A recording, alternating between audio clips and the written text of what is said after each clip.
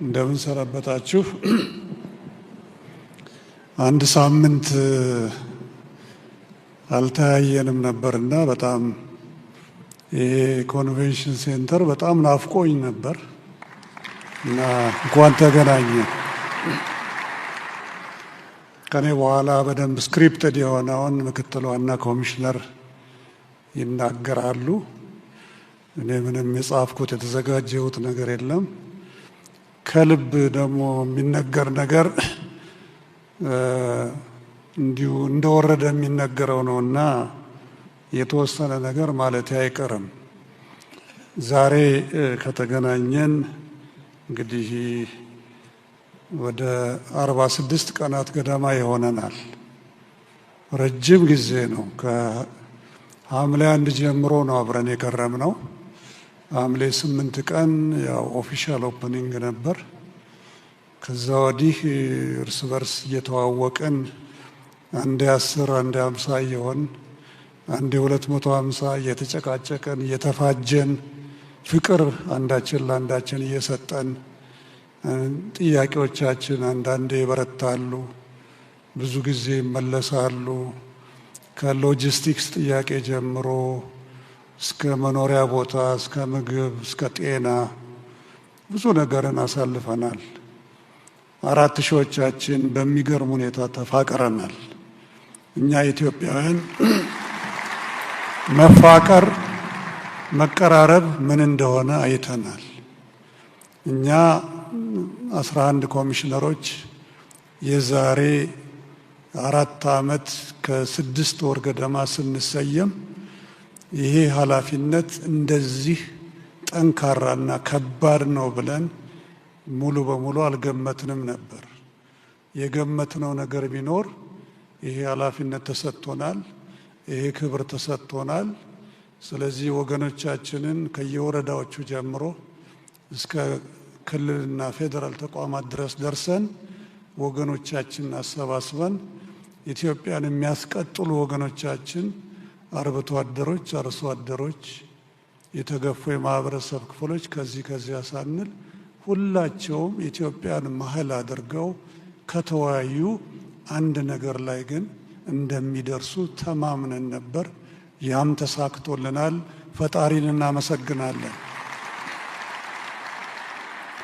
ክቡር ፕሬዝዳንት ታዬ አጽቀሥላሴ የኢትዮጵያ ፌዴራላዊ ዲሞክራሲያዊ ሪፐብሊክ ፕሬዝዳንት፣ ክቡር የቀድሞ የፌዴሪ ፕሬዝዳንት ዶክተር ሙላቱ ተሾመ፣ የተከበሩ አቶ ታገሰ ጫፎ የፌዴሪ ሕዝብ ተወካዮች ምክር ቤት አፈ ጉባኤ፣ የተከበሩ አቶ አገኘሁ ተሻገር የፌዴሪ ፌዴሬሽን ምክር ቤት አፈ ጉባኤ፣ ክቡር አቶ ቴዎድሮስ ምህረት የፌዴራል ጠቅላይ ፍርድ ቤት ፕሬዝዳንት፣ ክቡር አቶ ተመስገን ጥሩነህ የፌዴሪ ምክትል ጠቅላይ ሚኒስትር፣ ክቡር አቶ አደም ፋራህ በምክትል ጠቅላይ ሚኒስትር ማዕረግ የዲሞክራሲ ስርዓት ግንባታ ማስተባበሪያ ማዕከል ኃላፊ፣ ቺፍ ኦሉሴጉን ኦባሳንጆ የቀድሞ የናይጄሪያ ፕሬዝዳንት፣ የአፍሪካ ህብረት የአፍሪካ ቀንድ ከፍተኛ ተወካይ፣ ክቡር ፕሬዝዳንት ኡሁሩ ኬንያታ የቀድሞ የኬንያ ሪፐብሊክ ፕሬዝዳንት፣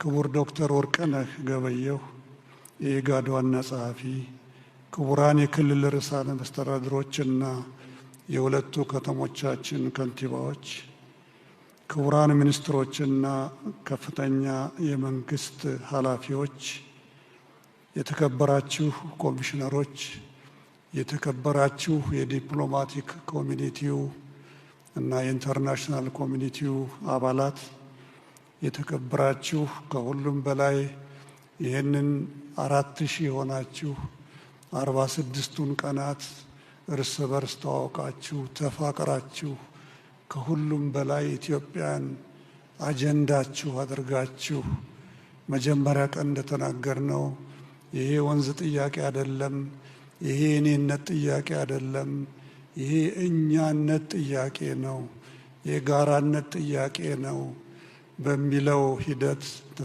የተሳተፋችሁ በሙሉ በአጠቃላይ ከአገር ውስጥም ከአገር ውጭም ከሩቅም ሳይቀር ከመላው ዓለም የመጣችሁ ተሳታፊዎች በሙሉ በድጋሚ እንኳን ለዚህ ቀን አደረሰን እላለሁ። ስናስበው አሁን ማይሙት 30 ቀን 4000 ይቆያሉ የሚል ጥያቄ ነበር። አይሰለቹም? አይደክማቸውም? ቶሎ ብለው ወደ አካባቢያቸው አይመለሱም? ምክንያቱም አሁን የዘር ጊዜ ነው፣ የአዝመራ ጊዜ ነው፣ የክረምት ጊዜ ነው። ለአርብቶ አደሩም ለአርሶ አደሩም የሥራ ጊዜ ነው እና ማይሙት እነኝን 4000 ሰው በኢትዮጵያ ታሪክ ለመጀመሪያ ጊዜ እንደዚህ ኮንቴን አድርገን እንቆያለን የሚለው ትልቅ ጥያቄ ነበር። ይህንን ነው ድል የመታ ነው። ይህንን ነው ውጤታማ ያደረግነው። ከተመካከርን፣ ከተነጋገርን፣ ከተደማመጥን ውጤት ላይ እንደምንደርስ ያየንበት ነው። ወገኖቼ ዳያሎግ ወይም ምክክር ይጀመራል እንጂ እንዲህ በማግስቱ አያልቅም። ብዙ ውሳኔዎችን አሳልፋችኋል። እነኚህ ውሳኔዎቻችሁ ወደየሚላኩበት ቦታ ይላካሉ። ከተወሰነ ጊዜ በኋላ እንዲያውም እናንተው ወገኖቻችን የሰጣችኋቸው አጀንዳዎች ወደየክልሎቻችሁ ሁሉ ይመጣሉ፣ ወደየሁለቱ ከተማዎች ይመጣሉ። ይሄ ማለት ለኢንተር ሪጅናል ዳያሎግ፣ ለኢንትራ ሪጅናል ዳያሎግ እርስ በርሳችን በክልላችን ውስጥ ለምናደርጋቸው ምክሮች ሁሉ ወይም ምክክሮች ሁሉ እዚህ እውቀት ይዘን ነው የምንሄደው። ከተነጋገርን ችግሮቻችን እንፈታለን። በመሳሪያ ምንጊዜም ያሸነፈ ኃይል የለም። ምንጊዜም ማሸነፍ የሚቻለው በጋራ ማሸነፍ ሲቻል ነው። ስለዚህ እኔ ትልቅና ብዙ ንግግር ለማድረግ አይደለም እዚህ የቆምኩት። እግዚአብሔር በጣም አመሰግናለሁ። ፈጣሪ ይስጣችሁ። የነበርኩበትን ሁኔታ ተረድታችሁኛል። ከሀገሬ አልሸሸሁም። ከሀገሬ ምንጊዜም አልሸሽም። ከሀገሬ ምንጊዜም አልኮበልልም።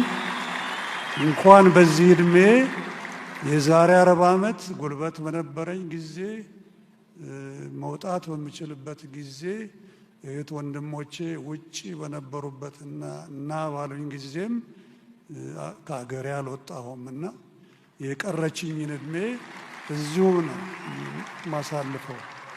ስለዚህ አሁን ምናልባት ምክትል ዋና ኮሚሽነር ሂሩት ወደዚህ ይመጡና እሳቸውም ንግግር እዚሁ አብረን ቆመን እኔም ማዳመጥና መጨረሻ ላይ አብረን እንወርዳለን። ስለዚህ ምክትል ዋና ኮሚሽነር ወደዚህ ጋብዛለሁ። ወንበሩን በሰላም ነው የጠበቁልኝ፣ ምንም ችግር ሳይኖረው። እግዚአብሔር ይስጥልኝ።